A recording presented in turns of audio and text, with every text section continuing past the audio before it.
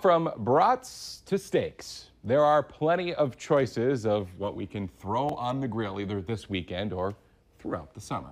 Getting some help this morning with what to pick for your big holiday weekend barbecue is the Valley Today's Christy Larson. She joins us live from Meats by John and Wayne so we can go ahead and plan early for our parties.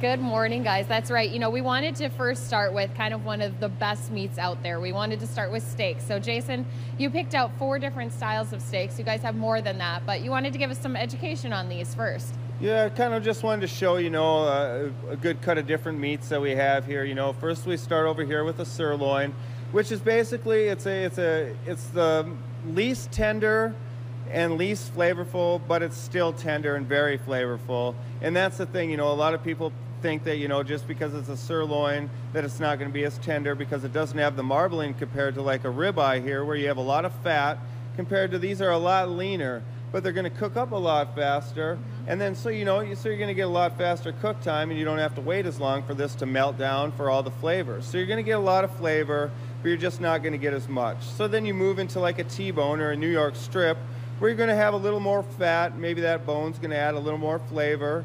And you get a little more higher quality meat out of there, and they're going to be a little more tender. But then we move into a ribeye that I was talking about earlier, where this right here, this is just adding flavor to all the meat. This little bit of flakes of marbling, they're going to melt down a little bit for you, and they're just going to add all that flavor is right there. And I think that's what people go for now, is a lot more flavor, and rather than the giant cut of the sirloin, the family feeder right here, compared to where you can just get a little bit of meat and it's very, very, very flavorful. Yeah. That's the best part. You want it to taste good when you pull it off that grill, put it on your guest plates. And the other thing is a little bit of really good meat can go a long way for people too. That's the truth. That's the truth. You think about it, you think about something this big, and I know at home you're thinking, oh, I could eat that with no problem. And you probably can, but just think, if you cut this in half, you're still feeding, you could probably feed 3 people out of this steak.